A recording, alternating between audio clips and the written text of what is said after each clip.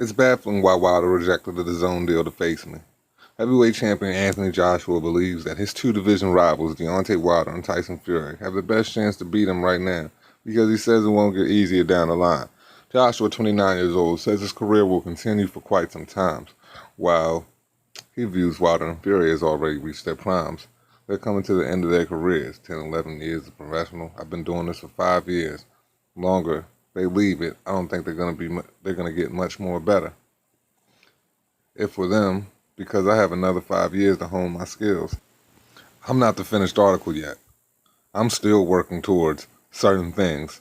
So imagine another 5 years and another 18 months for my bag of tricks. I have a few more skills. The longer they leave it, the worse it'll be for them, so they should crack on.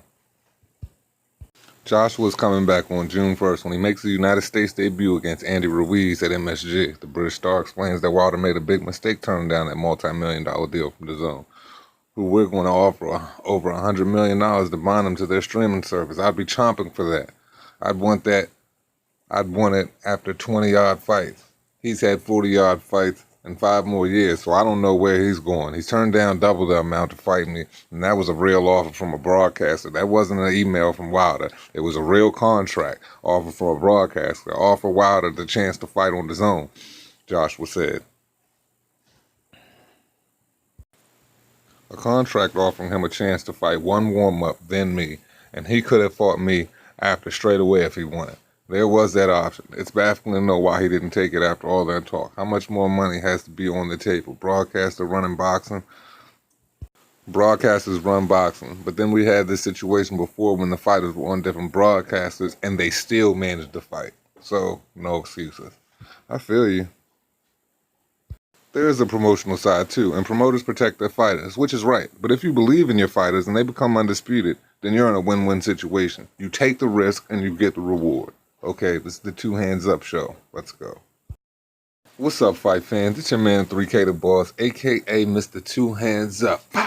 You know what this is, and this is the Two Hands Up show. Okay, so Anthony Joshua just pretty much explaining to the article, he doesn't understand why Deontay Wilder didn't take the fucking fight.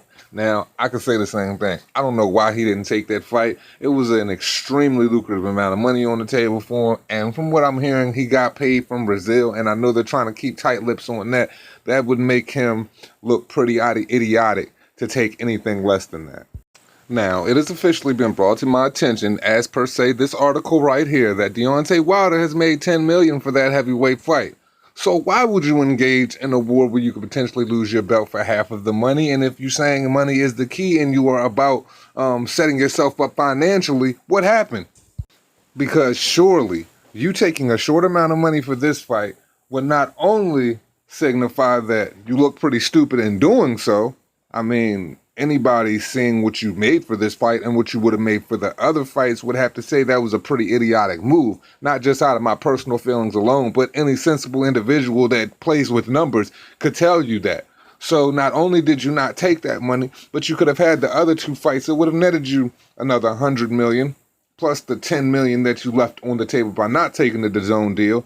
So that just shows furthermore that, I mean, we know who's holding up this fight. We know it's a duck, ladies and gentlemen. So Anthony Joshua is starting to let off from the hip, ladies and gentlemen. He's starting to tell people exactly how he feels about the situation and how he feels about how Deontay Wilder is maneuvering and why these fights aren't happening. I don't think Anthony Joshua is shying away from what the truth is and what the reality is of the matter in this situation. That Deontay Wilder is the one not taking the fight, so he is seeking his advantages through the media by letting them know what the truth is. Because as I've stated before, he has always been too silent and quite reserved and very classy in the fact that he won't say anything about it. But now it's just getting to the point where, hey man, now you know you're starting to use my name for clout. And that's basically what they're doing. Everybody's using Anthony Joshua's name for clout, but the fact of the matter is you accepted $10 million and left 110 on the table. So we know what is what, so we do not believe you.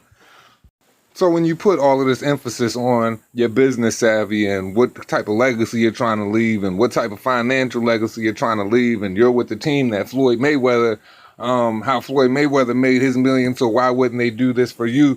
perfectly, sir. To be perfectly honest, excuse me, they overpaid you. They overpaid you to retain your services, considering you're the only American heavyweight champion. So they paid you $10 million to fill 13,000 in seats. I don't see how anybody could earn any lucrative purses going in the future if things like this continue to happen. That is all I have for you today. This is 3K the Boss. As we always say, it costs you nothing to pay a nigga no mind. It's the Two Hands Up Show. Fa, fa. You know what it is.